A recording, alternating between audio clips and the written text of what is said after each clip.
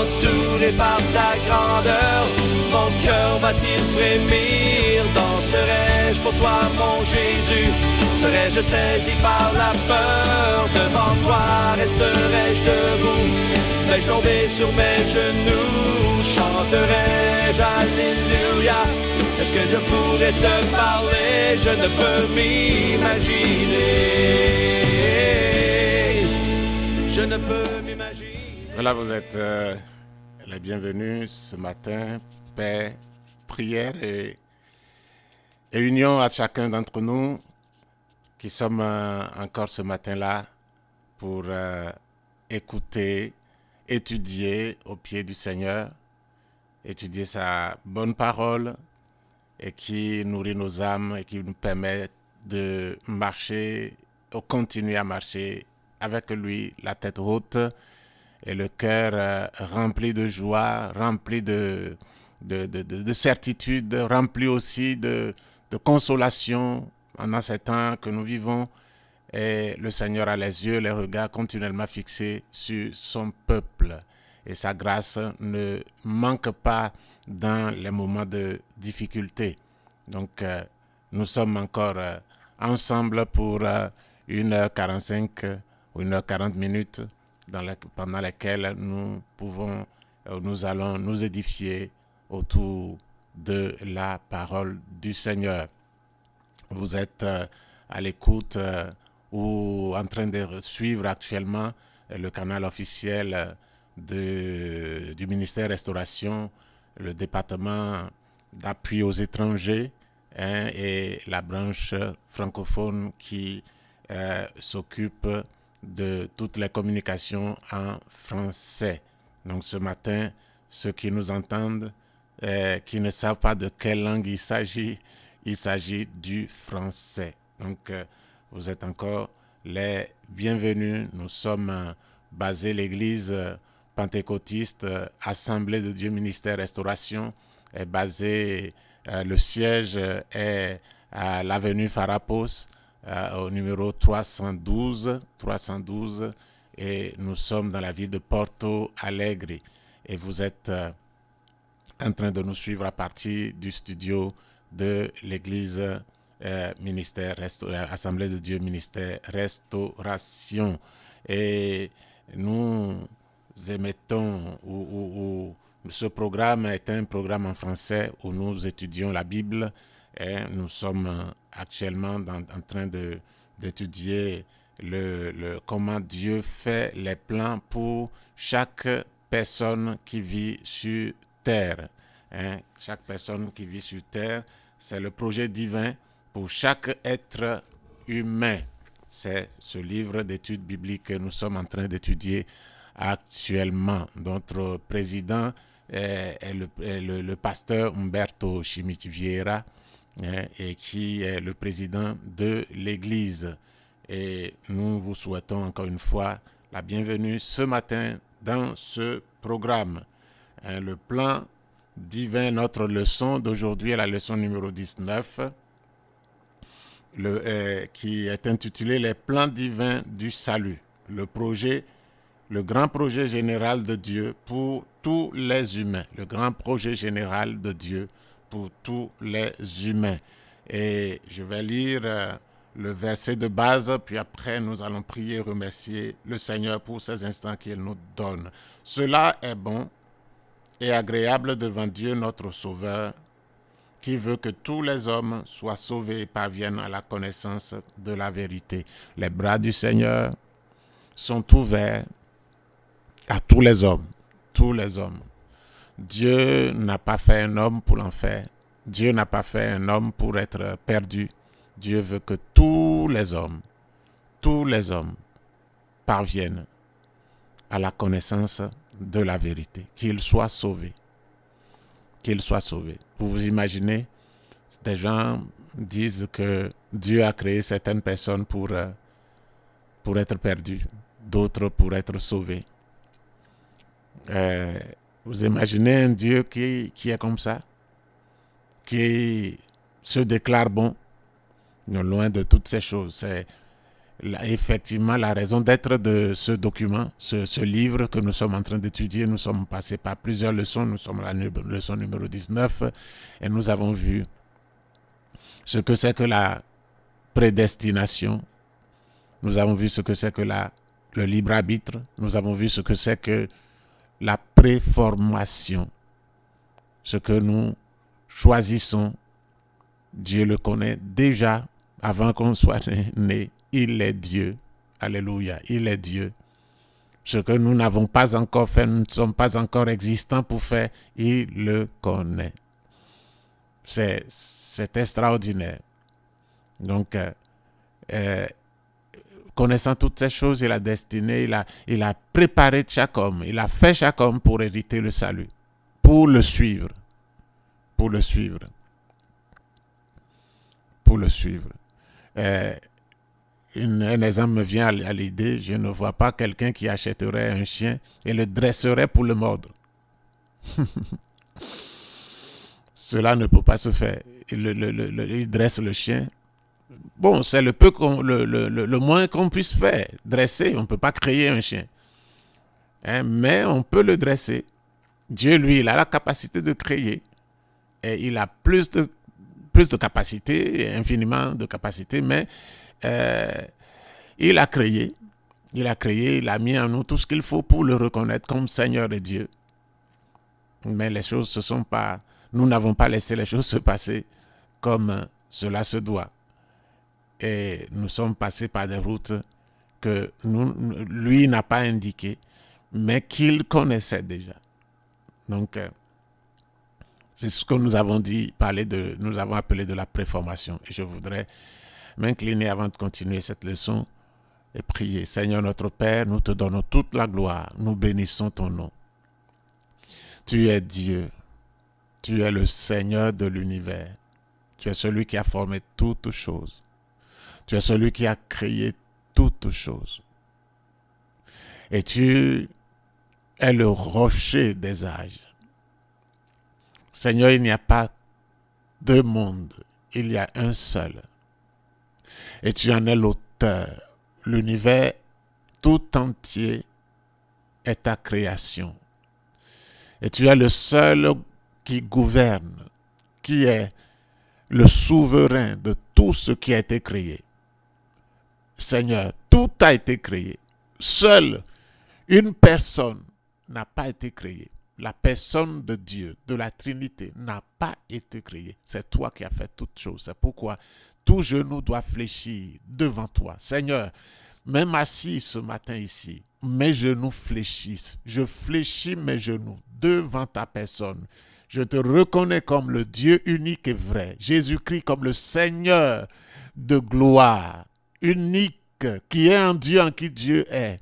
Le Saint-Esprit comme la troisième, une personne divine. Tu es aussi le Saint-Esprit. Alors, Père, nous te bénissons et nous te louons. Nous nous approchons de toi avec crainte, avec amour, avec soumission, humilité. Seigneur, reconnaissant que toi seul est digne de recevoir la louange, l'adoration. Père, je veux pendant quelque temps ici parler de ta parole, parler des choses qui concernent, des choses tirées de ta parole. Et je prie, Papa, que ta grâce m'accompagne, soit sur moi, Seigneur, et que ces moments soient uniquement, Seigneur, transformés par toi, par ton esprit, en moment de bénédiction pour ceux, celles qui sont ici, ceux, celles qui entendent et qui entendront, Seigneur. Que cela soit un moment de bénédiction, des paroles de bénédiction, de grâce, de renouveau, de réveil, de vie, Seigneur. Car tu as dit, les paroles que je dis sont esprit et vie. Qu'elles puissent être esprit et vie par la vertu du Saint-Esprit ce matin. Reçois la gloire, toute la gloire. L'honneur est à toi, Dieu Tout-Puissant. Merci pour ta présence, que tu diriges toutes choses pour l'honneur et la gloire de Jésus. Amen. Donc, comme on l'a déjà annoncé les plans divins du salut, le grand projet général de Dieu pour tous les humains. Le texte de base, c'est 1 Timothée chapitre 2, le verset 3 et 4. Cela est bon et agréable devant Dieu notre Sauveur, qui veut que tous les hommes soient sauvés et parviennent à la connaissance de la vérité. Comme cela a été dit dans les leçons précédentes, Dieu n'est jamais pris par surprise. Dieu n'est jamais surpris. Il a écrit et déterminé un plan pour chaque situation de chaque vie humaine. Tous nos jours sont écrits et préformés. Tous nos jours ne surprennent pas Dieu. Il les a écrits et préformés. Avant qu'on ne soit, Dieu connaît. Si d'une part, Dieu, dans la préformation des plans pour l'homme, prévoit des plans de condamnation de la personne alors qu'elle est encore dans le ventre de sa mère, d'autre part, avant la fondation du monde, qu'il a fait avant la fondation du monde, il a prédestiné aussi le Christ pour consommer un plan de salut. Il a prédestiné aussi Christ pour effectuer, pour accomplir un plan de salut pour les hommes.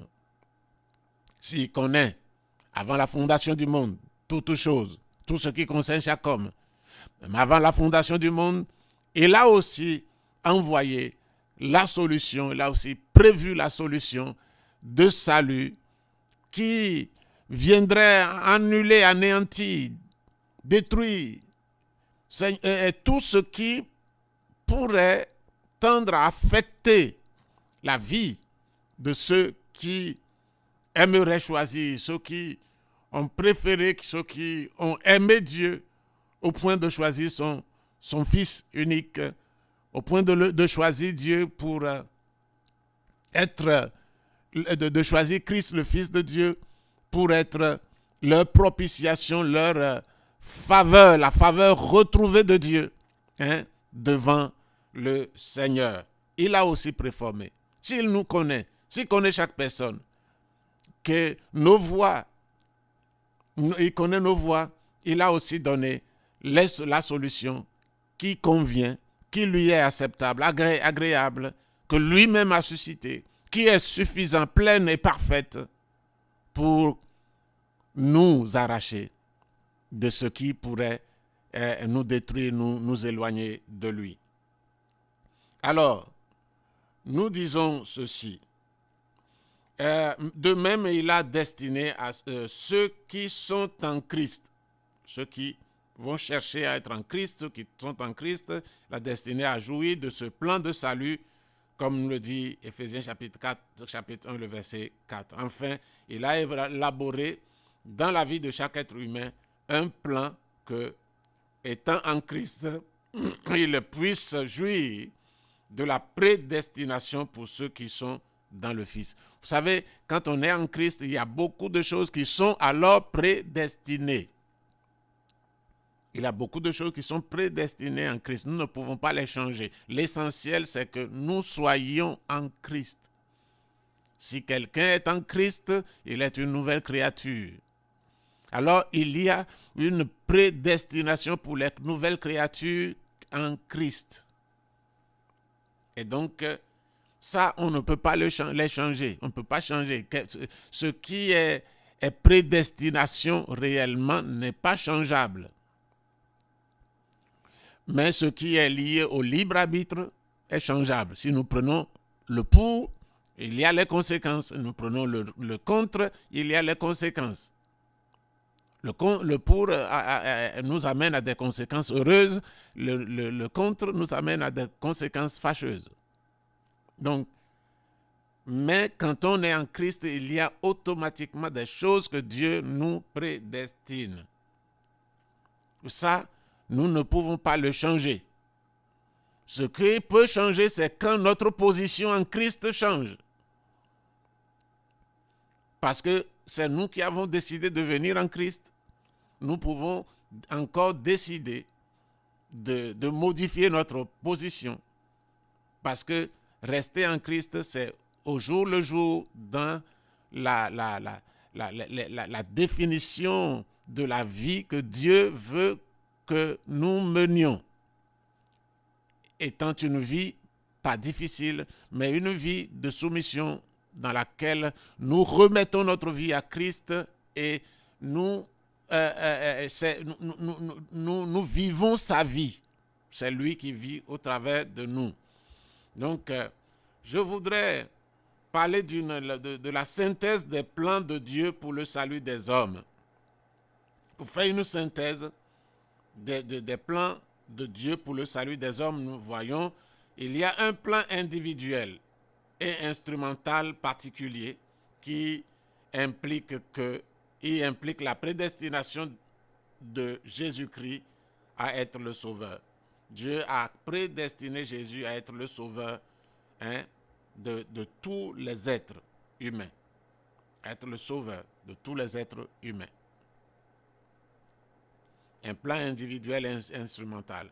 C'est-à-dire individuel, c'est une personne, c'est Christ. Instrumental, c'est que ce n'est pas pour lui-même, mais il sert d'instrument pour atteindre d'autres personnes. Et qui est un plan particulier. Ce n'est pas un plan multiplié, mais c'est un plan particulier qui implique la prédestination de Jésus-Christ à être le sauveur.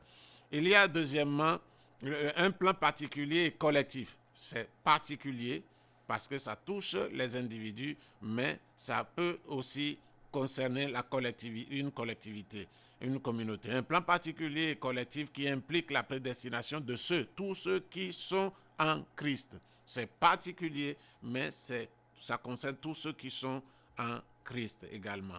Il y a troisièmement un plan général particulier et individuel qui implique le salut de tous ceux qui, bien qu'ils soient préformés pour chaque être humain, dépend de la manifestation du libre arbitre pour chacun.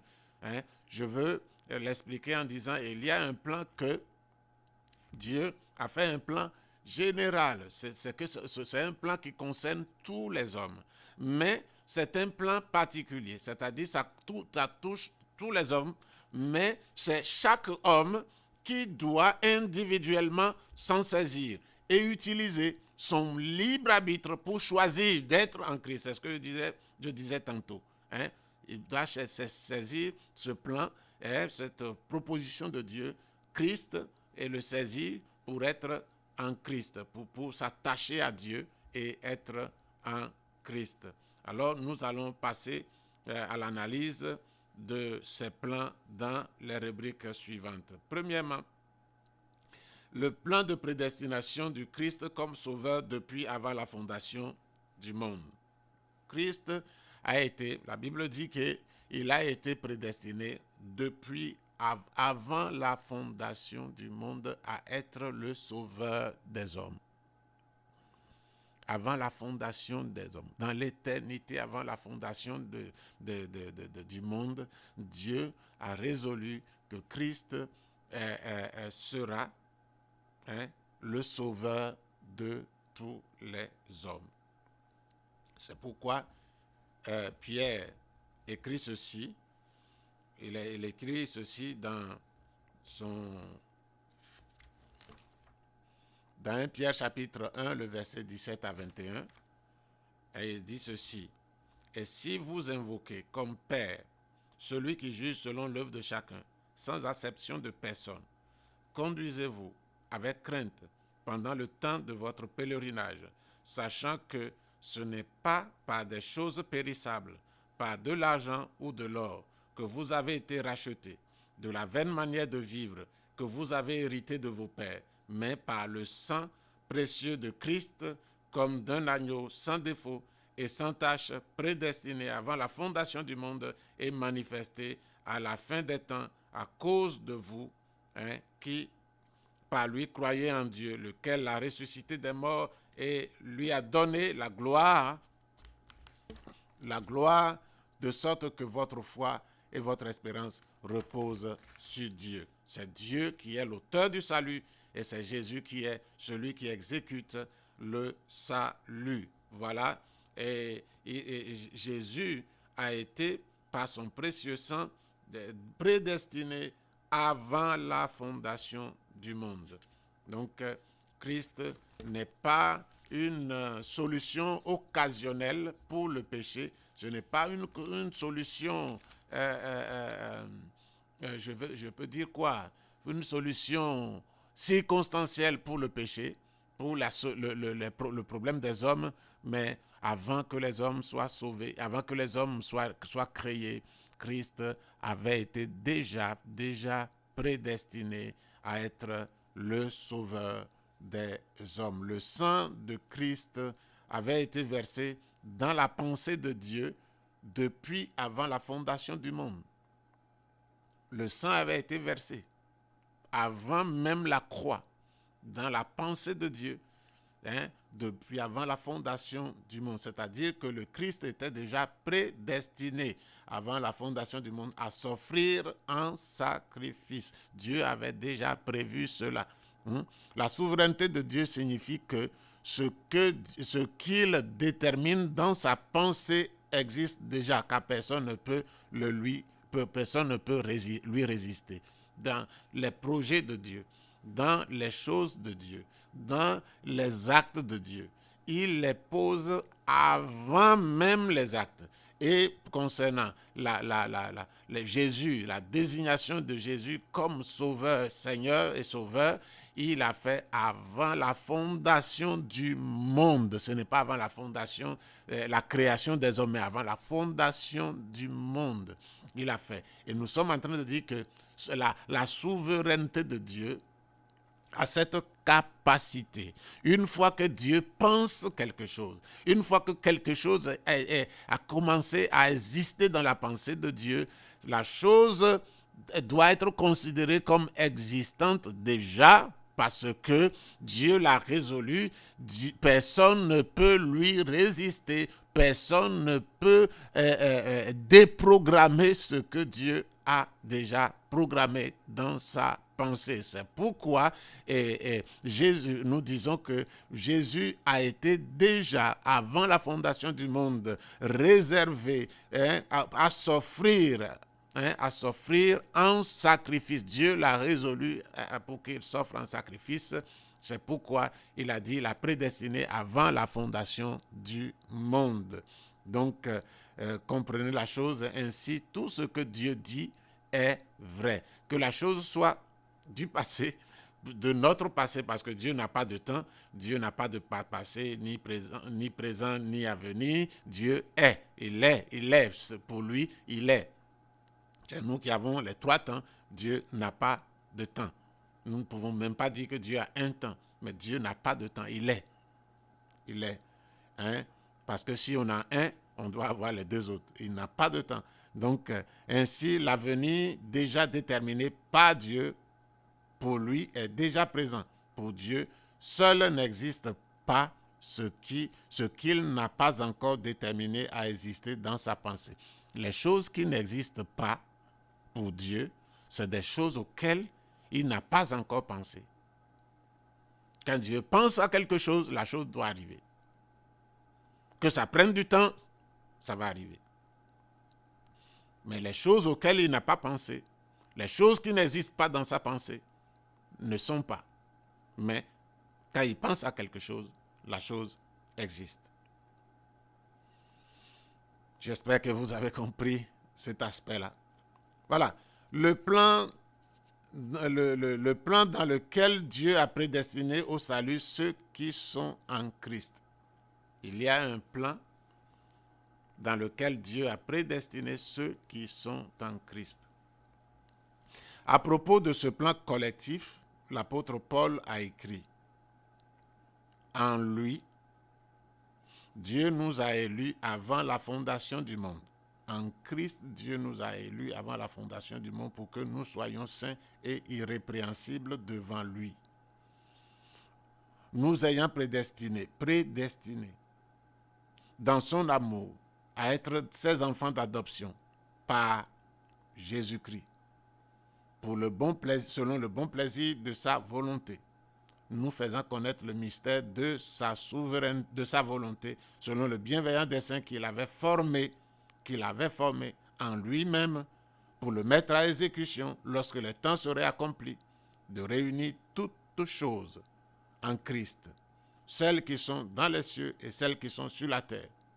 En lui, en Christ, nous sommes aussi devenus héritiers, ayant été prédestinés encore, selon la résolution de celui qui opère toutes choses d'après le conseil de sa volonté.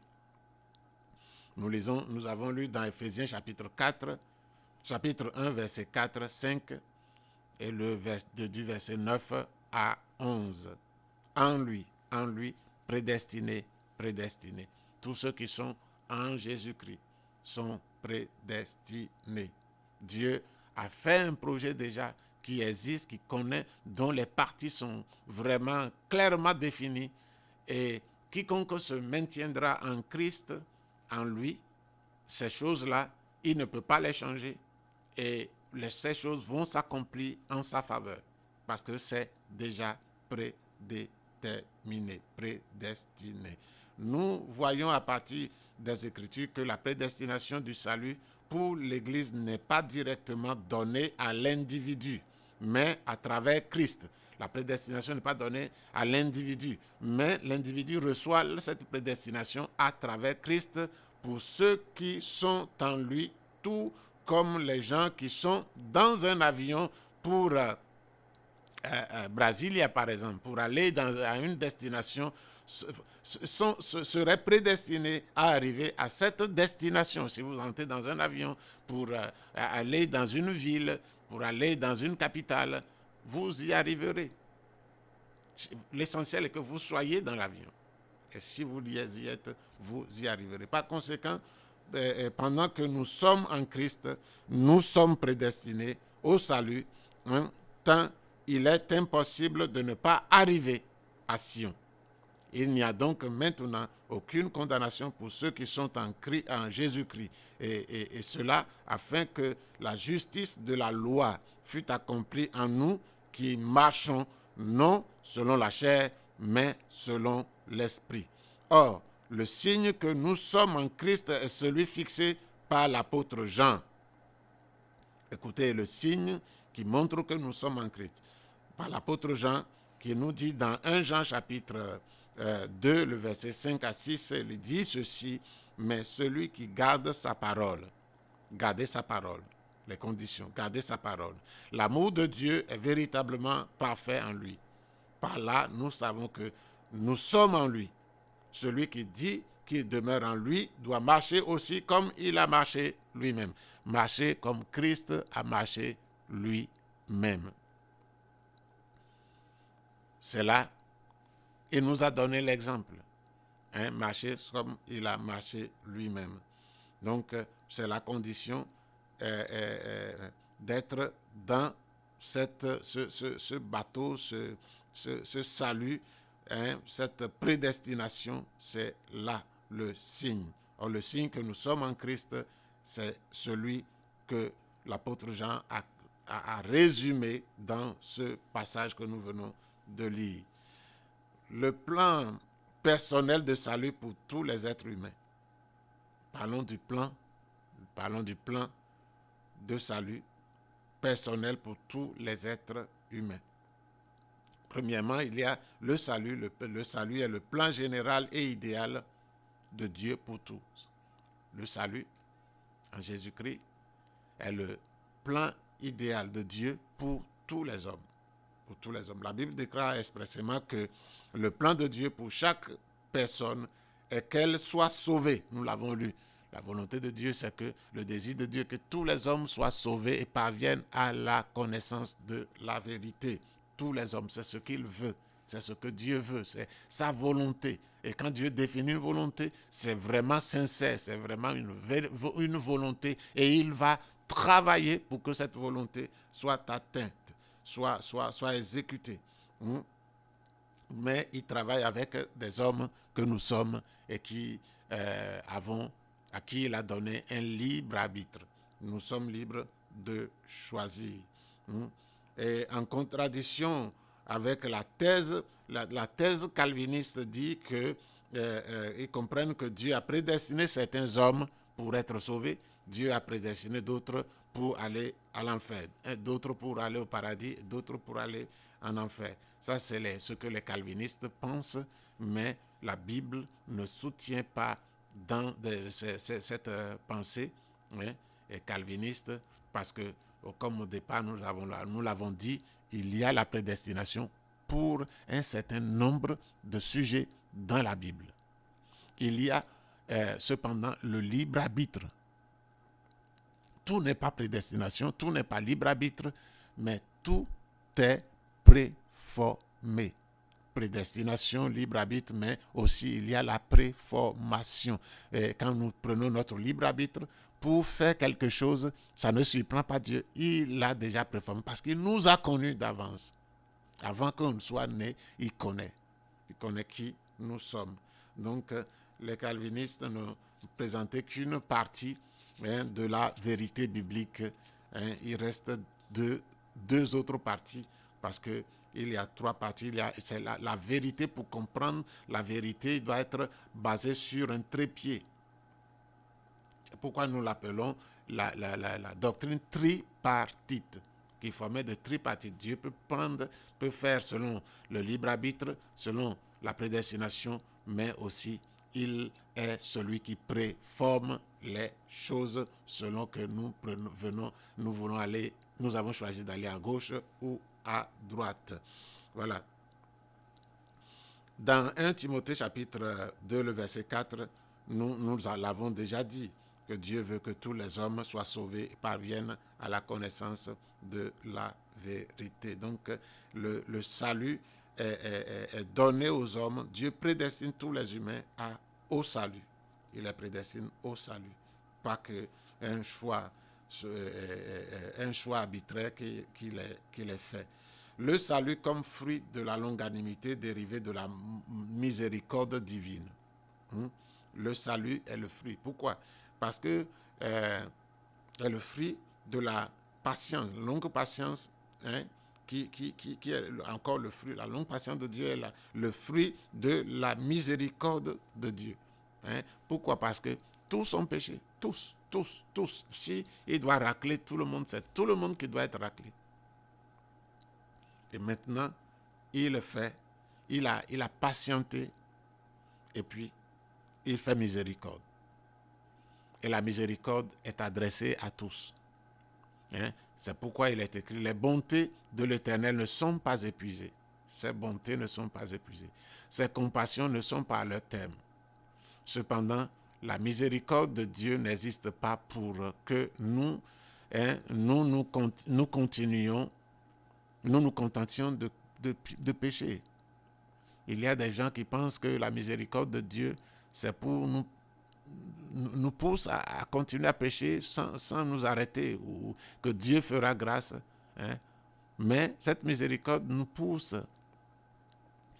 afin que elle nous est donnée pour que nous soyons conduits au repentir, à la repentance, avant que le jugement vienne, parce que le jugement va venir.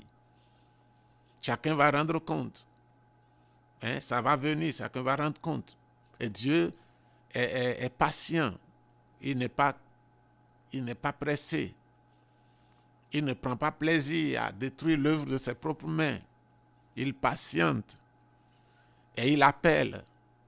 Il donne des signes. Il ouvre des portes, des opportunités pour que le pécheur se répande, pour que celui qui est dévié revienne, pour que le malfrat s'arrête, pour que le méchant abandonne sa voie et l'homme inique ses pensées, qu'il revienne à l'Éternel qui aura pitié de lui, à notre Dieu qui ne se lasse pas de pardonner, est-il écrit. Et donc, Dieu fait miséricorde, Dieu patiente et met sa miséricorde à la disposition de tous les hommes. Souvent, la miséricorde de Dieu apporte un sentiment d'impunité aux croyants. Ce n'est pas un bon sentiment, ça ne vient pas de Dieu. Pas un sentiment de contrition. La miséricorde de Dieu doit déclencher chez nous un sentiment de contrition, de brisement et de gratitude pour l'opportunité donnée par Dieu. Par conséquent, l'apôtre Paul avertit. Et penses-tu ô homme, qui juge ceux qui commettent de telles choses et qui les fait, que tu échapperas au jugement de Dieu. Hein, souvent, les chrétiens ou certains chrétiens pensent qu'ils sont parvenus, mais n'étant pas attachés à la parole, ils peuvent facilement juger les autres. Hein? Ils peuvent facilement juger les autres, alléguant que la grâce leur permet tout, leur permet des choses basses, et que s'ils pêchent, ce n'est pas grave. Jésus a déjà tout accompli. Non, la Bible ne dit pas ces choses. Ou méprises-tu les richesses de sa bonté, de sa patience et de sa longanimité, ne reconnaissant pas que la bonté de Dieu te pousse à la repentance, mais par ton endurcissement et par ton cœur impéritent, tu t'amasses un trésor de colère pour le jour de la colère et de la manifestation du juste jugement de Dieu. Nous devons prendre chaque jour comme la manifestation de la bonté, de la miséricorde, de la longanimité de Dieu envers nous et saisir toute opportunité pour nous mettre en règle, nous jeter dans les bras du Seigneur et marcher avec lui dans l'humilité et dans la gratitude pour toutes ces opportunités qu'il nous donne. Le double effet de la longanimité de Dieu a un double effet quand on considère les fins de miséricorde sur le cœur de l'homme. La longanimité de Dieu a un double effet par rapport à la miséricorde de Dieu sur le cœur de l'homme. Ainsi, la même miséricorde de Dieu manifestée par sa longanimité a des effets opposés. Selon le cœur humain, pour un cœur contrit, la miséricorde de Dieu est utilisée et la grâce de Dieu n'est pas reçue en vain. Quand un cœur reçoit bien la miséricorde de Dieu, elle réagit avec contrition, avec reconnaissance, avec brisement. Et ainsi, la grâce de Dieu est bien reçue. La grâce que la miséricorde transporte est bien reçue par un cœur reconnaissant. C'est pourquoi il est écrit, puisque nous travaillons avec Dieu, nous vous exhortons à ne pas recevoir la grâce de Dieu en vain. D'un autre côté, dans un cœur dur et impénitent, la longanimité de Dieu a l'effet inverse. Ne voyant pas le jugement de Dieu, la personne pense qu'il n'existe pas. Nous voyons que le monde est libre, les gens disent que les choses sont comme elles ont toujours été, et nos grands-parents ont vécu comme ça, nos parents ont vécu comme ça, nous sommes en train de vivre comme ça, qu'il n'y a pas de jugement, vivons, mangeons et demain nous mourrons. Les gens pensent comme ça. Et la deuxième catégorie d'effets que ça produit se produit auprès des gens qui pensent de la sorte. Alors, ces personnes pensent que ce jugement n'existe pas ou que son péché n'est pas un péché. La Bible dit dans Ecclésiaste chapitre 8, le verset 11. Ecclésiaste chapitre 8, le verset 11, parce qu'une sentence contre les mauvaises actions ne s'exécute pas promptement, le cœur des fils de l'homme se remplit en eux du désir de faire du mal. Quand on ne punit pas le mal immédiatement, les gens autour pensent qu'il n'y a pas de punition. Et alors, leur cœur n'est pas touché, n'est pas averti. Et ils croient qu'ils peuvent vivre comme ça sans aucun problème. Une autre vérité, Jésus-Christ, le seul par qui nous pouvons être sauvés. Beaucoup connaissent cette vérité. Nous savons que Christ est la pierre angulaire, est la pierre principale de l'angle. Il n'y a de salut en aucun autre, car il n'y a sous le ciel aucun autre nom qui a été donné parmi les hommes par lequel nous devions être sauvés. Jésus expressément exclut toute autre voie ou médiateur entre Dieu et les hommes. Voilà ce qu'il a répondu un jour. Jésus lui répondit, « Je suis le chemin, la vérité et la vie. Nul ne vient au Père que par moi. » Jean 14, 6, qui nous dit, parle ainsi. Il n'y a pas d'autre chemin. Le monde a plusieurs religions. Le monde a plusieurs théories pour atteindre Dieu. Et il y a cet adage qui dit « Tous les chemins mènent à Rome ». Non, tout chemin ne mène pas à Rome. À ce Rome-là, oui, sur le Rome de la terre, c'est possible. Mais le ciel, tous les chemins ne mènent pas au ciel. La Bible dit Jésus-Christ est le seul chemin. Le seul. Le seul. Je suis le chemin, la vérité et la vie. Nul ne vient au Père que par moi. Par conséquent, tous les plans instrumentaux de salut établis par Dieu, qu'ils soient primaires, c'est-à-dire à travers l'Église, secondaire ou secondaire, auront la personne de Jésus comme pierre angulaire. Tous les plans instrumentaux, par tous les moyens que Dieu va utiliser sur la terre pour sauver, la pierre angulaire, le centre de ce plan, c'est Christ. C'est Christ qui est né, la pierre angulaire.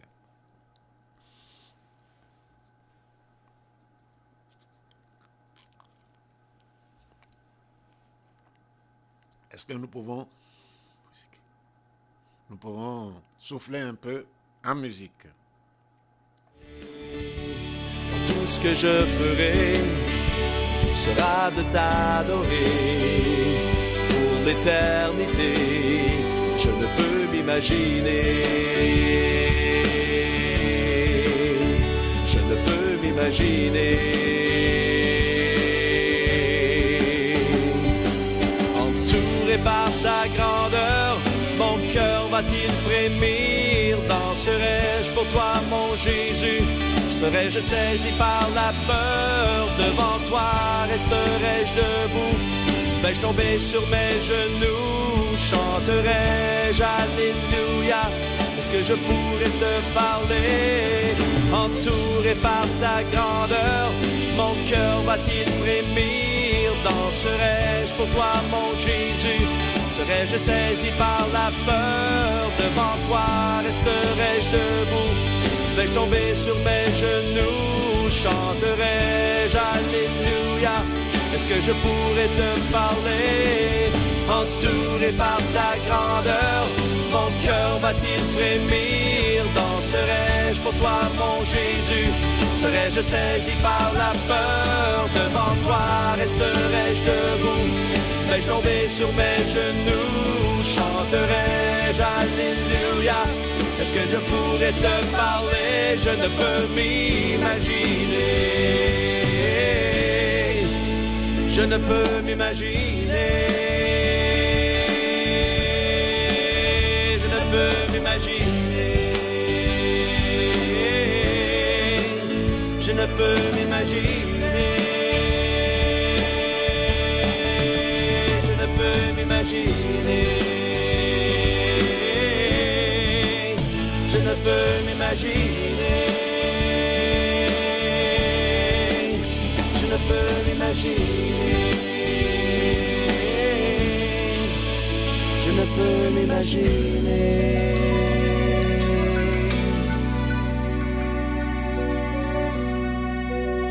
Je ne peux m'imaginer ce que ce sera.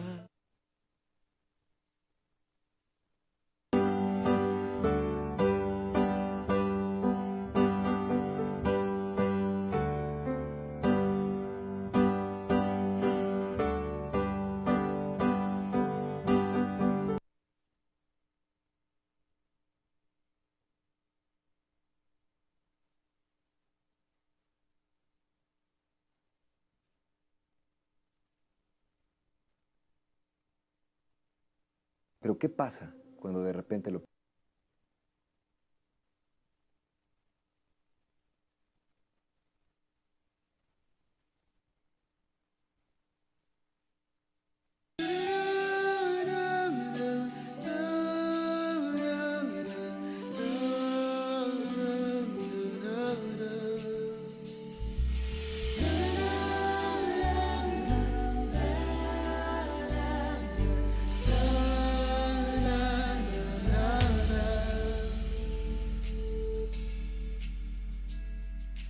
Rien ne peut sauver mon âme, rien que le sang de Jésus.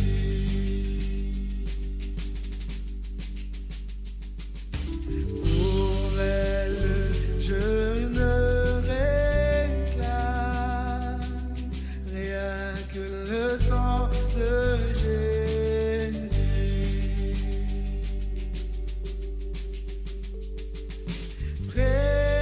Précieux sang de l'agneau qui me donne un cœur nouveau.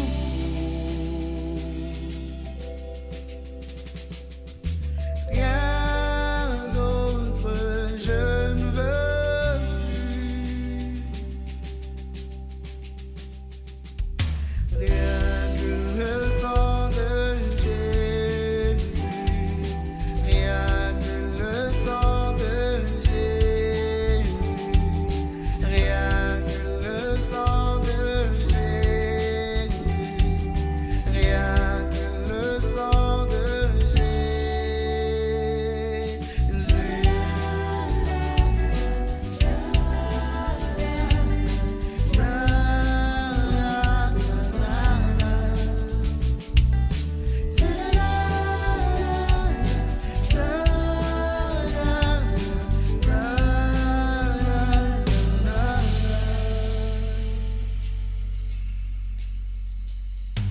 Rien ne peut sauver mon âme, rien que le sang de Jésus.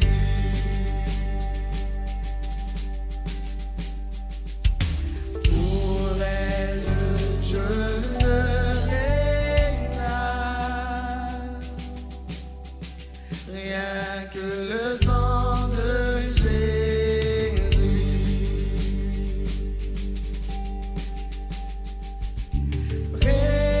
Précieux sang de l'agneau qui me donne un cœur nouveau. Rien d'autre je ne veux plus. Rien que le sang de Jésus. Non, rien que le sang de Jésus. Non, rien que le sang de Jésus. Rien que le sang de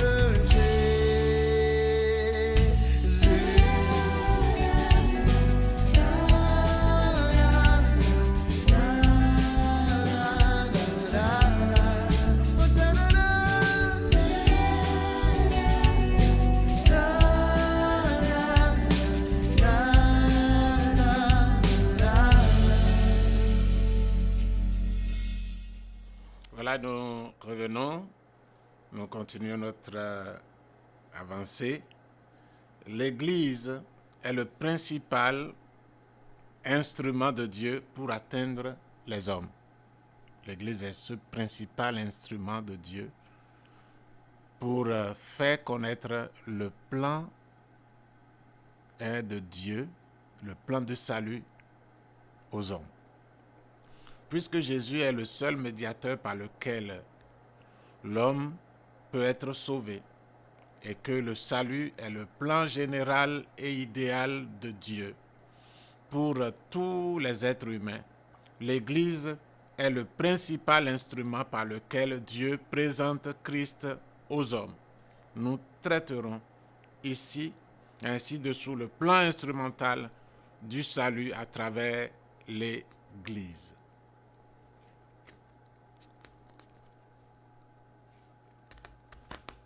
L'Église est cet instrument central, principal de Dieu pour apporter le salut aux hommes.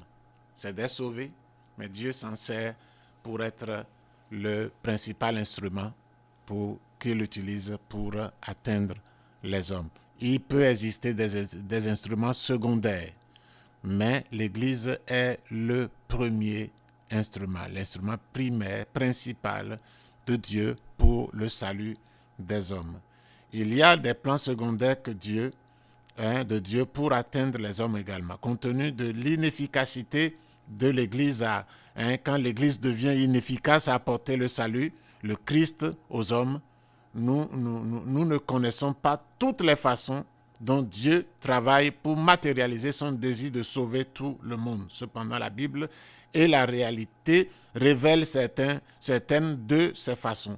Nous en énumérerons quelques-unes sans avoir la prétention d'épuiser le sujet. Car Dieu peut agir tantôt d'une manière, tantôt d'une autre. Donc, vous voyez, il peut arriver que l'Église échoue dans son plan, dans son travail, dans sa responsabilité, dans sa mission. Oui, la mission est le mot le plus juste, dans sa mission d'apporter l'Évangile, d'apporter Jésus aux hommes. L'Église peut échouer. Et nous voyons dans plusieurs localités, dans plusieurs pays, comment l'Église a échoué lamentablement. Si aujourd'hui, au XXIe siècle, au siècle des nouvelles technologies, il y a des gens qui n'ont pas encore entendu parler de Jésus une seule fois. Quand on demande aux gens qui est Jésus, même dans les villes, ils ne savent pas comment définir Jésus. Ils disent, c'est un prophète qui a existé, c'est quelqu'un qui est bien. J'ai écouté une interview où quelqu'un s'est donné cet objectif à interviewer plein de personnes, même en Israël. Ils ont donné des réponses incroyables qui montrent que Jésus n'est pas connu. Mais il y a des églises. Il y a beaucoup d'églises aujourd'hui. Et qu'est-ce que nous faisons? Qu'est-ce que les églises font? Ils s'occupent de tout sauf de la mission principale, celle de présenter Jésus aux hommes, celle d'annoncer le plan de salut. C'est le plan le plus important de Dieu sur la terre. Ce n'est pas le plan le plus important de Dieu, ce n'est pas nous, ce n'est pas de nous donner à manger, ce n'est pas... Oui, il s'occupe de ça, c'est le Père. Il s'occupe de ça. Mais son désir premier, c'est que les hommes soient sauvés. Et le temps presse. Mais les églises ne s'activent pas comme ils veulent, comme Dieu le veut. Et nous ne nous activons pas comme Dieu veut. Il n'y a que très peu d'églises qui s'activent dans la mission, qui s'activent dans l'évangélisation. Il y a des gens qui n'ont aucune idée de la mission. À plus forte raison, leur demander d'aller à la mission, leur demander de soutenir la mission, ils ne connaissent pas. Ils sont seulement à tourner vers eux-mêmes. Dieu bénis-moi, bénis-moi, bénis-moi, bénis-moi. Il y a d'autres qui ont plusieurs voitures, ils sortent, il y a 2-3 voitures derrière qui sont à la maison, qui ne sont pas utilisées, et ils sont des chrétiens, ils croient que Dieu les a bénis. Mais l'objectif de Dieu, ce n'est pas ça, ce n'est pas de donner des voitures aux gens et laisser la mission. Son cœur brûle pour la mission, pour que les âmes soient sauvées. Pour que les âmes soient sauvées. Jésus est venu, le Fils de Dieu, le Fils unique de Dieu est venu mourir, donner sa vie, verser son sang pour que les hommes soient sauvés. Et vous croyez que c'est une chose simple? Vous croyez que c'est une chose anodine? Vous croyez que c'est une chose, c'est un détail pour Dieu? Non, c'est le projet le plus important de Dieu sur la terre. et la terre aurait pu être détruite, mais sans que ce projet ait vu le jour et que Dieu puisse, par sa miséricorde, au travers de Christ, sauver ceux qui veulent être sauvés. Sans cette réalisation, le ciel et la terre ne passeront pas. Et Dieu est en train d'exécuter. C'est pourquoi tous les hommes, tous ceux qui sont nés de Dieu, toutes les églises doivent se lever et s'activer, se mettre dans la prière, non pas pour s'activer, pour la forme de s'activer, non, mais se mettre dans la prière, chercher la volonté de Dieu et entrer dans la collaboration avec Dieu pour le salut des âmes. C'est ce que l'Église doit chercher. Mais il n'y a que très peu d'églises qui le font et c'est pourquoi moi je trouve que quand vous venez dans notre église, ce n'est pas un bâtiment, un édifice où le fond du pupitre est un écran géant. Un écran Internet géant, non, ce n'est pas ça. Il n'y a pas de jeu de lumière, non. Tout ce qui est la participation financière est investie dans les âmes, dans la mission, dans les âmes, dans la recherche et le gain des âmes, dans la formation des disciples. C'est ce qu'on fait. C'est le caractère de ce ministère qui m'a attiré. Et je rends grâce à Dieu de ce qu'il bénit, de ce qu'il montre que nous sommes dans la bonne direction. On s'active dans la mission, une église qui n'est pas trop grande encore. Elle est en train de croître. Mais il y a des églises des dénominations qui sont plus grandes, mais ils n'ont pas atteint les pays dans lesquels le ministère Restauration a ouvert des champs de mission. On s'active, la Restauration s'active beaucoup à ça, à la formation des disciples, en écrivant des livres de formation basés sur la saine doctrine, basés sur une vie de prière, une vie de méditation, une vie d'attachement à Dieu, une vie séparée du monde, une vie qui combat les effets de la vie par la chair, une vie et tout est donné au peuple de Dieu pour qu'on sache comment marcher pour être agréable à Dieu. C'est ça que l'Église doit faire. Et comment faire? Non pas seulement prendre soin de nous, mais prendre soin de notre âme, prendre soin de notre relation avec Dieu, prendre soin de notre vie avec Dieu. Et Dieu nous donne ce qui nous est nécessaire. Et il bénit pour que la mission soit accomplie et que des hommes aillent et que ceux qui vont soient soutenus et que ce qui doit être fait. Actuellement, nous sommes en train de chercher, le président est en train de chercher des opportunités pour acheter un terrain en Inde, dans la ville de Bangalore, pour que il a un projet. Dieu lui a mis à cœur, clairement mis à cœur que un centre, un orphelinat, un grand orphelinat soit construit là pour que les gens, les pauvres, ceux qui n'ont pas d'enfants, de père, de mère, les orphelins, il y en a beaucoup, et des enfants de rue ont commencé déjà à venir. Et le coin qui est loué coûte beaucoup, mais nous sommes en train, le président est en train de chercher à en acheter. Et ce sont des choses auxquelles beaucoup ne pensent pas aujourd'hui.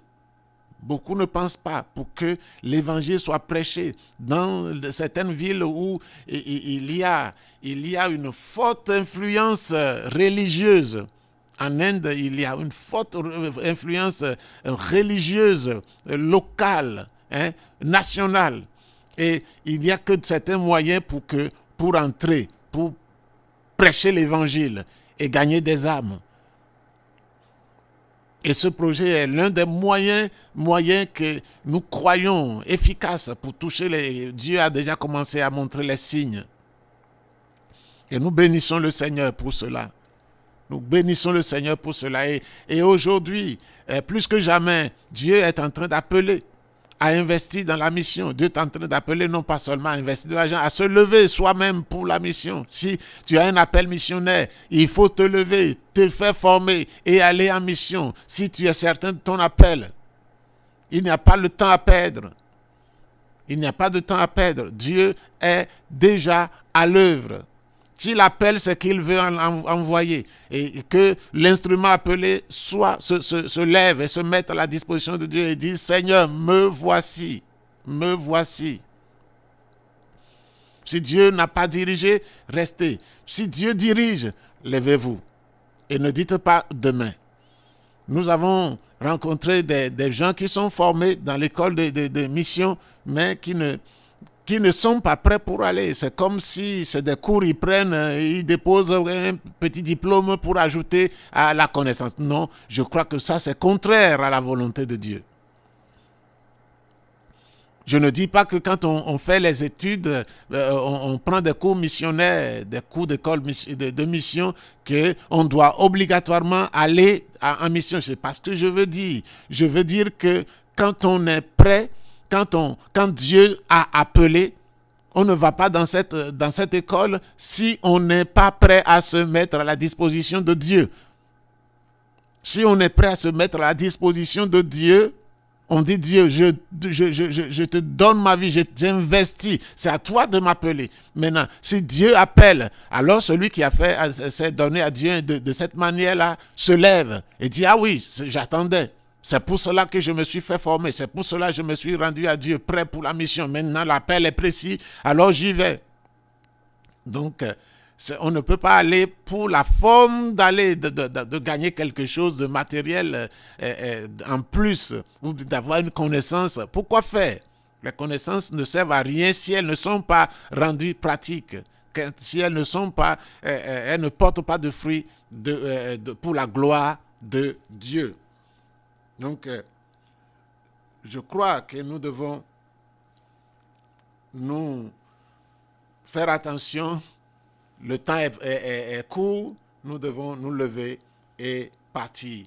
Et je veux dire que parmi les plans secondaires que Dieu est en train d'utiliser, Dieu agit lui-même directement. Il y a des parties dans le monde qui sont inaccessibles aux chrétiens.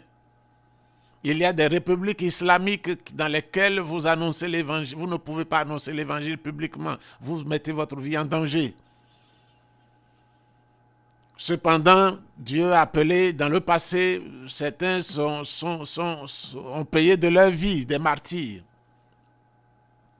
Et alors, nous voyons que Dieu, dans sa bonté, intervient par des rêves, intervient par des visions, des choses directement. Nous avons un petit échantillon de l'action directe de Dieu pour le salut à travers des statistiques qui montrent qu'un pourcentage élevé de musulmans, de bouddhistes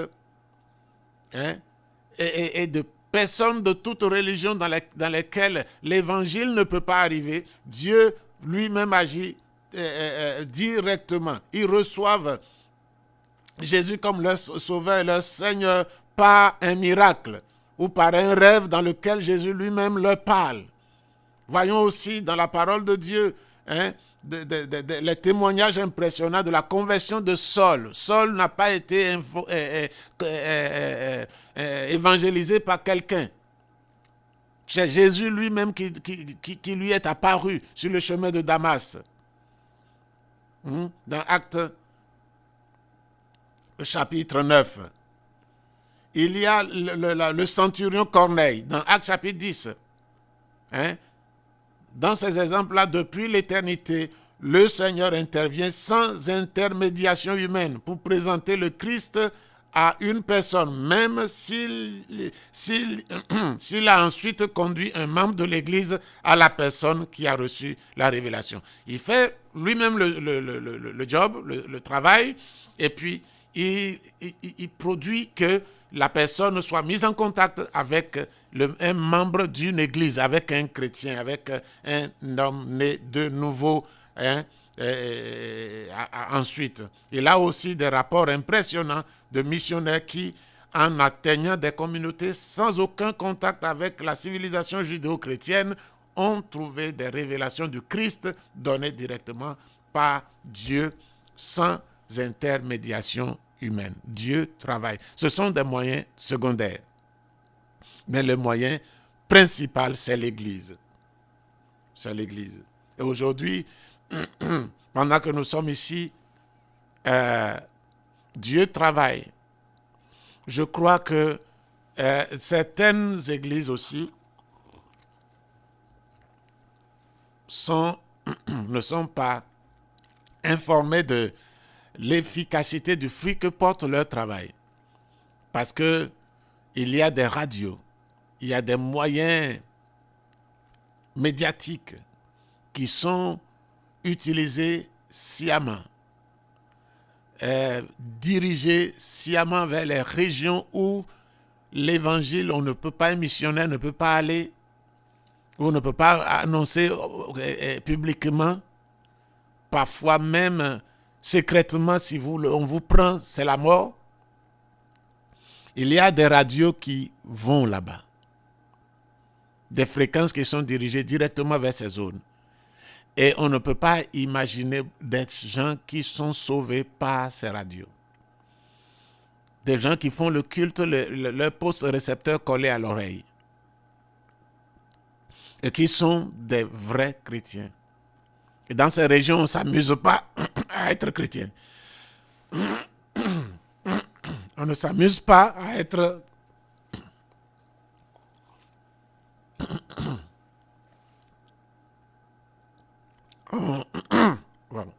On ne s'amuse pas à être chrétien. Et si vous êtes chrétien, c'est que vous l'êtes. Vous l'êtes réellement. Si vous vous amusez, quand on vous prend, vous devez être prêt à mourir. Donc, il y a aussi l'action de Dieu utilisant des gens qui ne font pas partie de l'Église.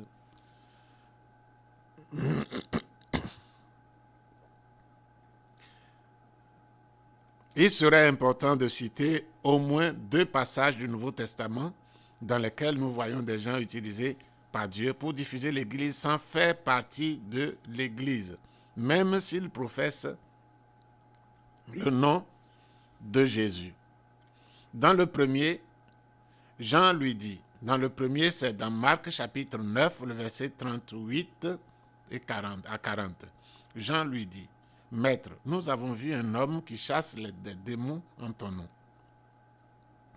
Et nous l'en avons empêché parce qu'il ne nous suit pas. » Jésus dit, « Ne l'en empêchez pas, répondit Jésus, car il n'est personne qui, faisant un miracle à mon nom, puisse aussi après parler de mal de moi. Ce qui n'est pas contre nous est pour nous. » Cet homme ne suit pas le groupe du Seigneur. À l'époque, tous ceux qui sont de Jésus suivaient Jésus. Mais celui-là, il ne suivait pas Jésus. Mais il chassait les démons au nom de Jésus. Et Jésus dit qu'il n'est pas contre lui.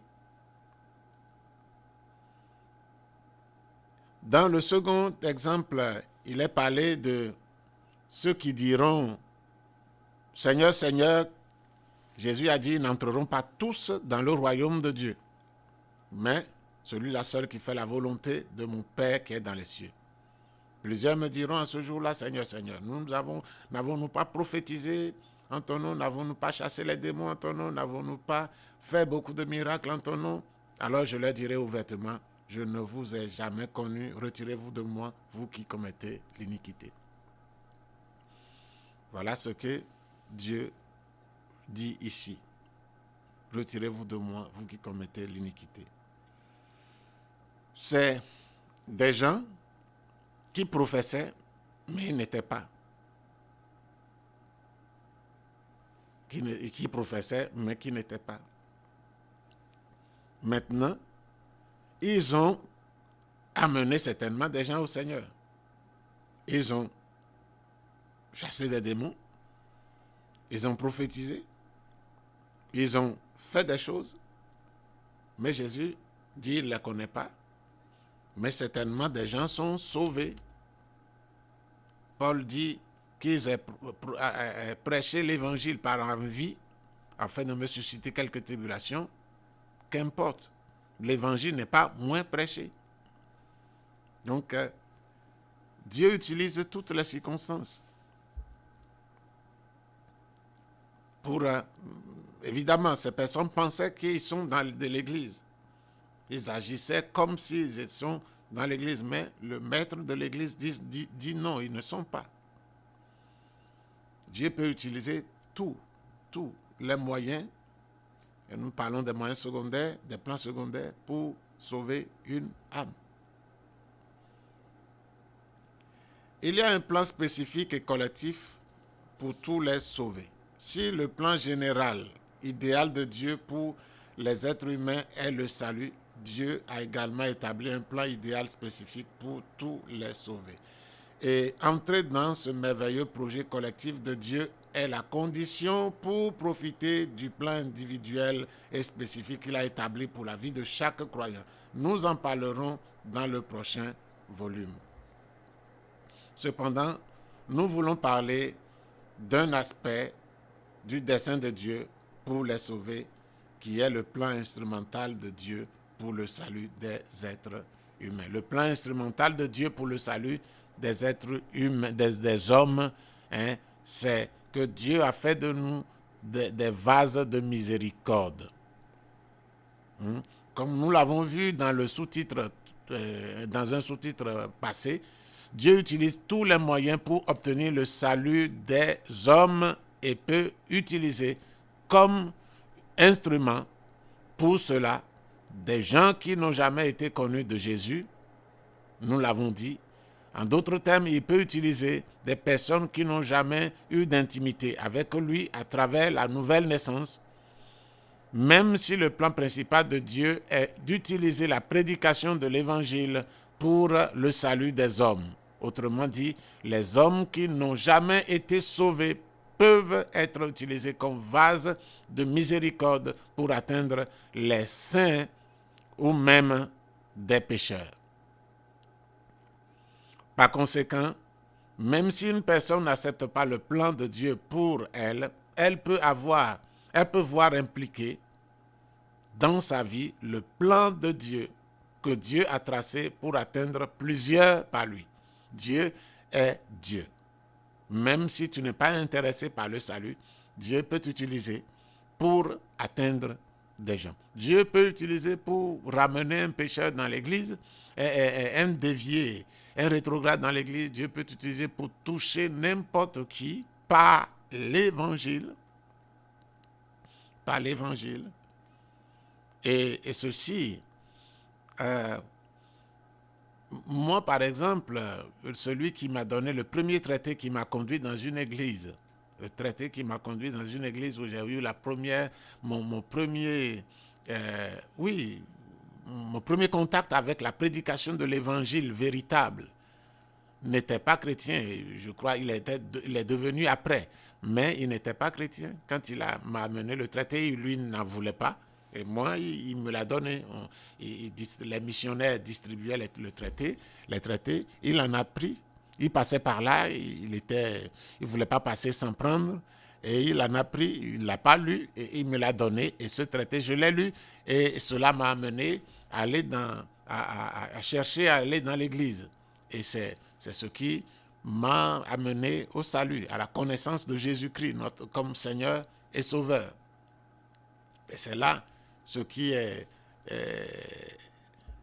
Dieu, il peut utiliser n'importe quel moyen. Par conséquent, si même la personne n'accepte pas le plan de Dieu pour elle, elle peut voir appliquer dans sa vie le plan que Dieu a tracé pour atteindre plusieurs par lui. Pour cette raison, lorsque les 12 disciples ont été envoyés comme instruments de Dieu et des vases de miséricorde et sont revenus très heureux de voir les œuvres faites, Jésus les avertit en disant: cependant, ne vous réjouissez pas de ce que les esprits vous sont soumis, mais réjouissez-vous de ce que vos noms sont écrits dans les cieux, parce que Dieu peut utiliser des gens dont les noms ne sont pas écrits Et ça, il n'y a pas sujet de se réjouir. Si vous avez ressuscité les morts, un mort, parce que Dieu a souverainement décidé que ce soit pas vous et que vous n'êtes pas sauvés, il n'y a pas sujet de se réjouir. Il n'y a pas sujet de se réjouir. Hein? La vraie réjouissance vient du fait que nos noms sont écrits dans le livre de vie de Dieu.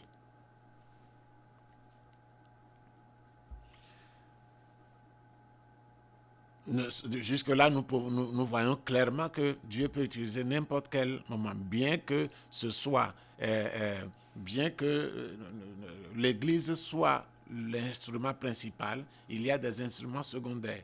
Des instruments secondaires, Dieu peut lui-même aller faire le travail par des moyens propres à lui, un contact de Dieu directement ou d'un ange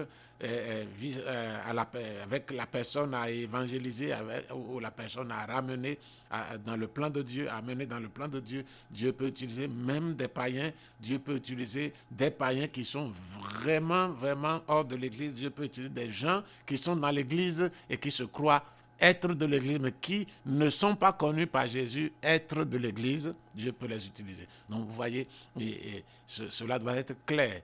Et quand nous travaillons pour le Seigneur, sachons de quoi, de quel type d'instrument il s'agit quand nous nous voyons dans le plan de Dieu.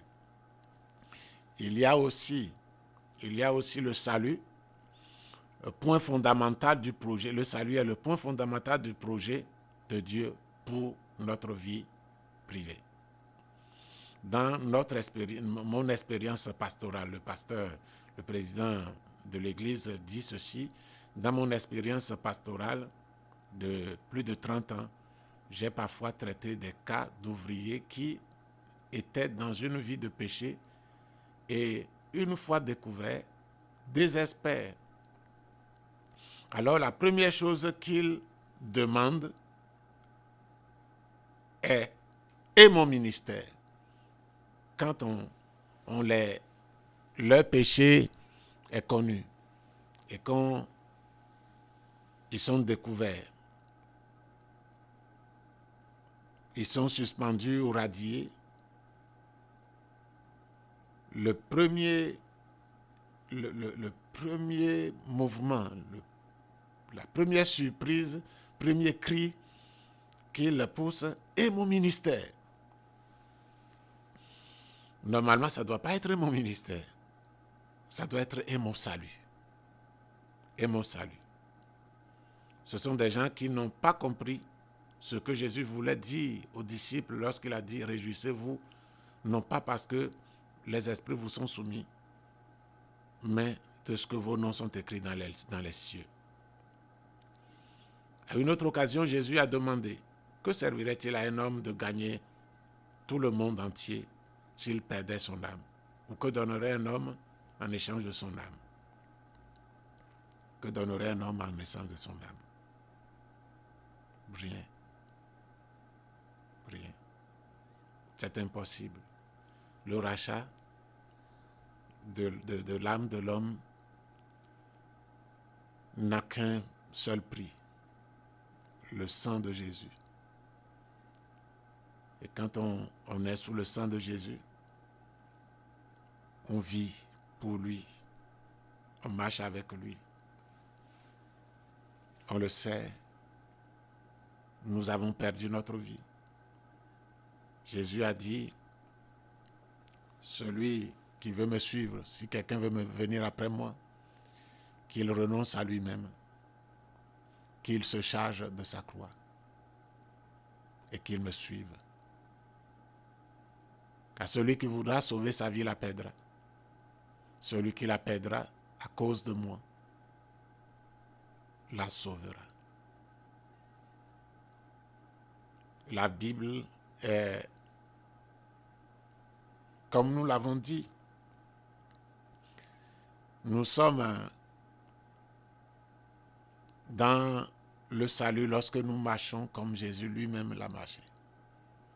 Nous sommes en lui quand nous marchons comme lui-même l'a marché.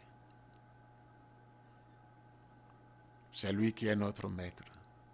C'est lui qui est notre Seigneur. c'est lui. C'est lui qui dirige nos vies. C'est à lui que nous appartenons. Nous n'avons plus rien. L'apôtre Paul dira, j'ai été crucifié avec Christ. Si je vis, ce n'est plus moi qui vis, c'est Christ qui vit en moi. Si je vis, ce n'est plus moi qui vis. Selon la version, j'aime la version, la Bible du Semeur, qui dit ceci, la vie que je mène dans la chair, je la mène dans la foi au Fils de Dieu qui m'a aimé et qui s'est donné lui-même pour moi.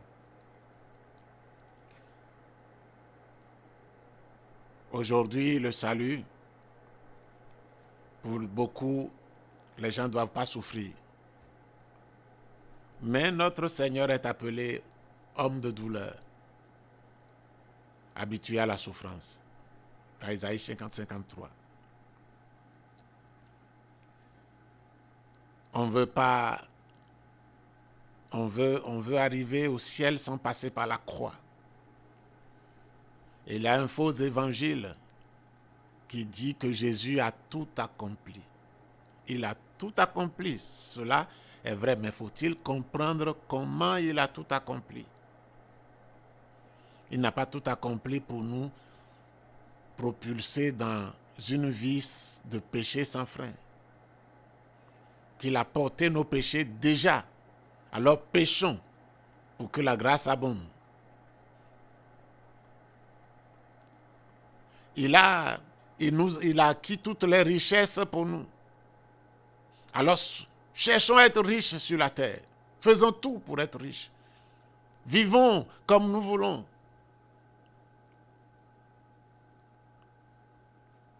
Et quand quelqu'un souffre, on dit, ah, lui n'a pas la foi. Quand quelqu'un est en train de passer par des moments difficiles, on dit, il n'a pas la foi. Non, ça, ce n'est pas l'évangile de Jésus-Christ. Quand vous regardez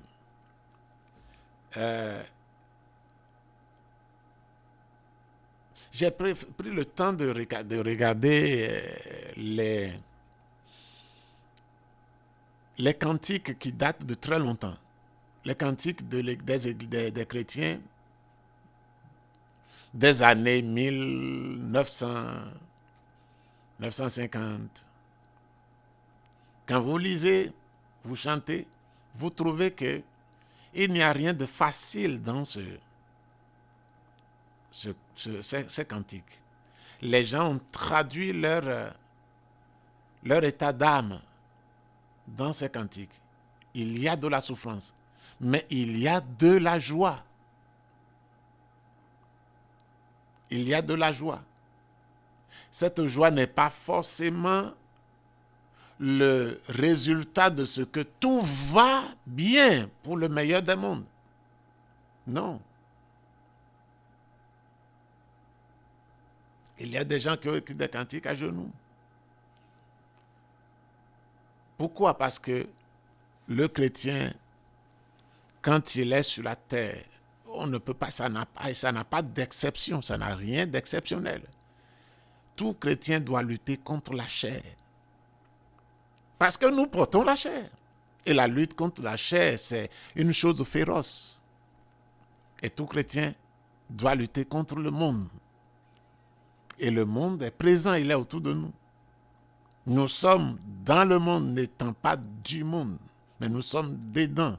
Et ces influences, même si ce sont des influences qui ne sont pas dues aux êtres vivants, spirituels, ces influences tirent à bout portant sur nous.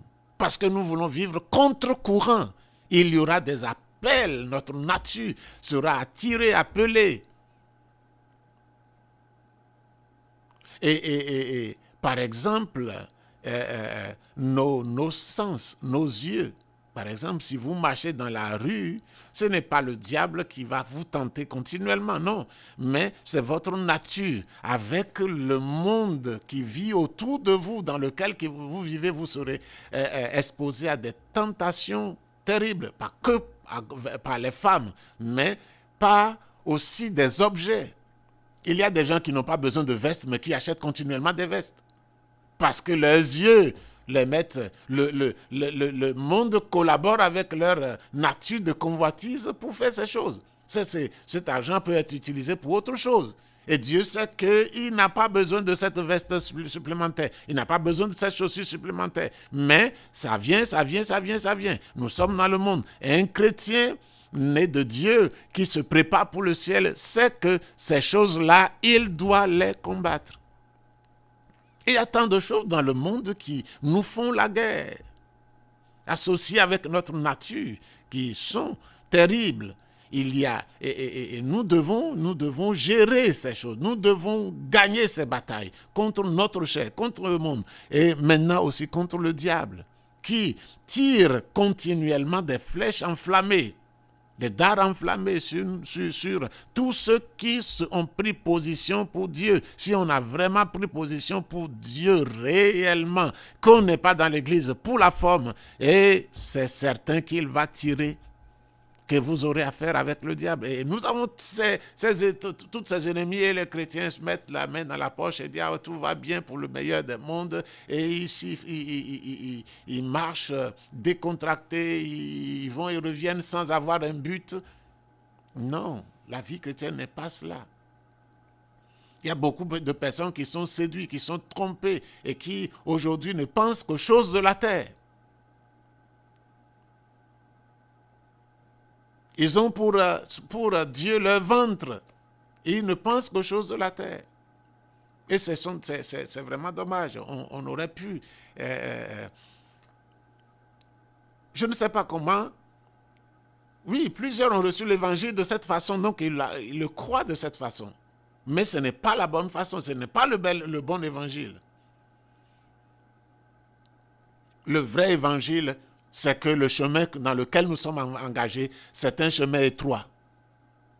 On ne marche pas n'importe comment. Le chemin large, on peut marcher n'importe comment et c'est la Bible. Jésus a dit que ça débouche à l'enfer.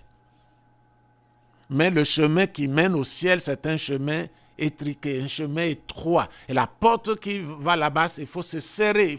Il ne faut pas avoir de suppléments sur soi.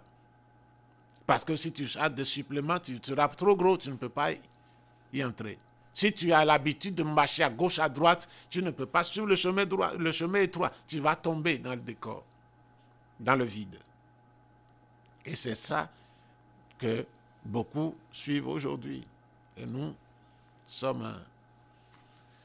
c'est désolé. Parce que la Bible est ce qu'elle dit. La Bible parle clairement. Parle clairement. On ne le dira jamais assez. La Bible parle de prospérité. La Bible parle de ce que Dieu prend soin de ceux qui lui appartiennent. Mais ce n'est pas la recherche de ceux qui lui appartiennent. Ils connaissent tellement assez Dieu par les Écritures, ils connaissent, et par le Saint-Esprit, ils connaissent Dieu et qui prend soin, qui savent qu'ils doivent chercher premièrement le royaume et la justice de Dieu. Et les autres choses sont des dons. Ils ne cherchent pas. Mais aujourd'hui, beaucoup cherchent. L'adoration de beaucoup, c'est qu'ils veulent être riches. La louange de beaucoup, c'est qu'ils veulent être en bonne santé. Les choses de beaucoup, c'est qu'ils veulent quelque chose pour leur être. Ils ne font pas des choses désintéressées pour Dieu. Or, Dieu nous a créés pour la louange de sa gloire. C'est pour cela que nous... Et alors, il sait que nous avons besoin. Dieu même sait que nous avons besoin de ces choses. Le Seigneur sait que nous avons besoin de ces choses. Avant que nous les lui demandions. Le Seigneur Jésus a dit ça. Nous a dit ça. Donc, frère, je crois que le Seigneur nous appelle à continuer pour ceux qui sont déjà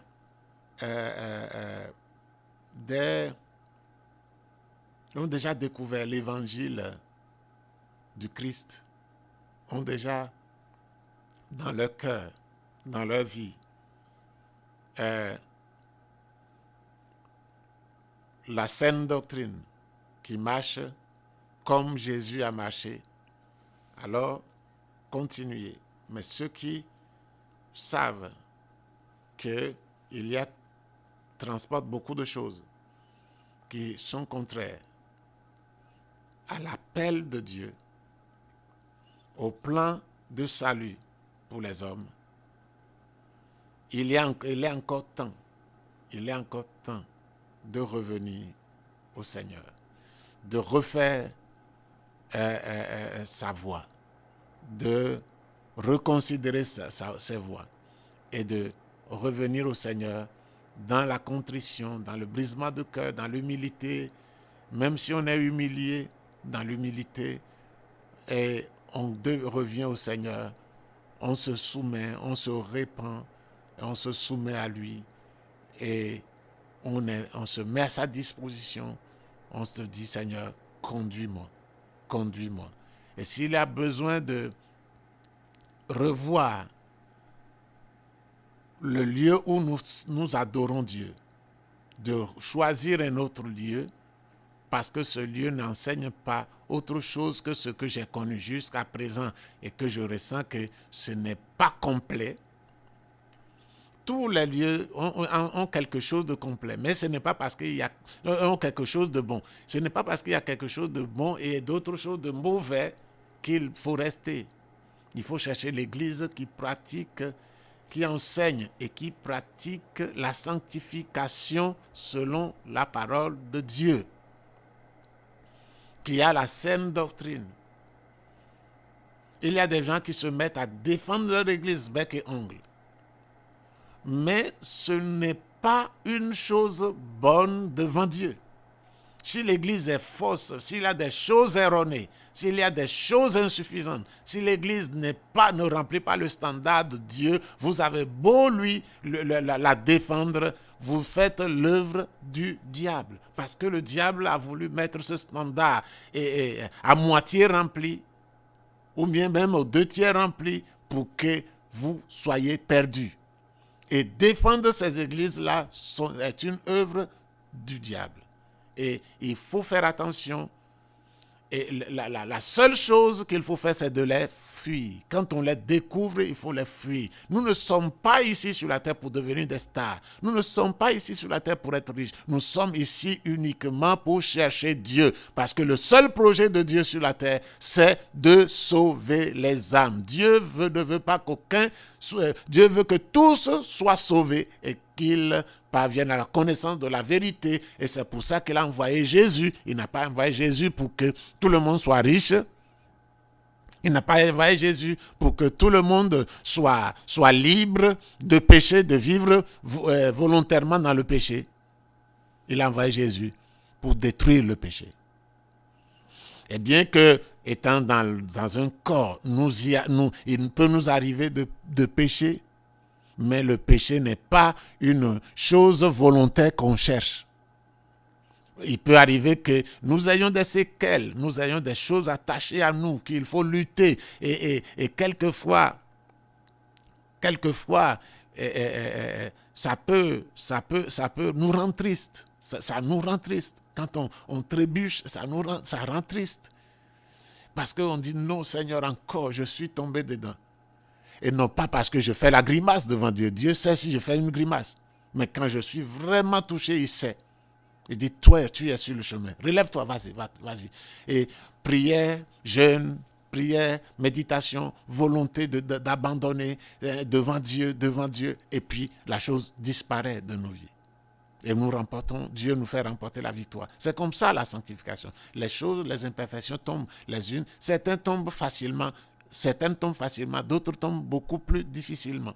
Mais nous ne nous arrêtons pas. On ne cherche pas, le chrétien ne cherche pas à pécher. Mais quelque chose, ça peut arriver. Et Dieu sait. Mais ceux qui préparent le péché tombent dedans et disent qu'ils vont demander pardon à Dieu, bon, c'est une chose difficile ce n'est pas, la Bible ne dit pas ça. Quoi que ce soit que nous fassions dans nos vies, que ce soit en pensée, en parole ou en œuvre, nous devons le faire dans le but ultime de Dieu pour notre vie, notre salut. L'apôtre Paul a résumé cet objectif dans sa déclaration frappante. Ne savez-vous pas que ceux qui courent dans le stade courent tous, mais qu'un seul remporte le prix?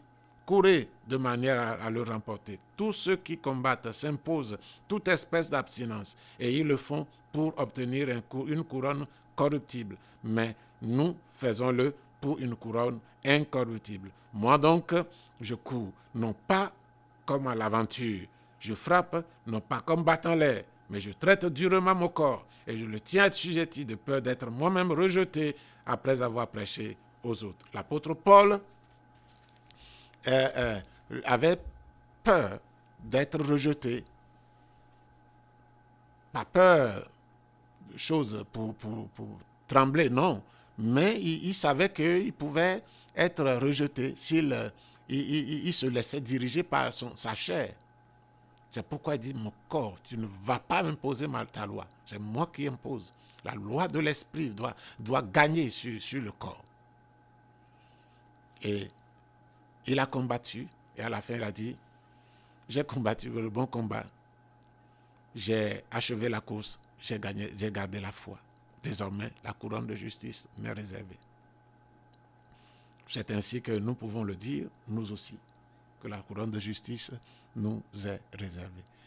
Que le Seigneur vous bénisse, vous qui êtes dans l'Église, vous qui êtes du Seigneur, que le Seigneur vous fortifie et qu'il vous donne de continuer, vous qui êtes dans la saine doctrine, qui vivez une vie de sanctification dans la parole, dans la prière, dans le jeûne, dans l'obéissance, dans l'évangélisation, comme nous venons de le voir, le moyen, l'Église est le moyen principal pour le salut des hommes autour de nous.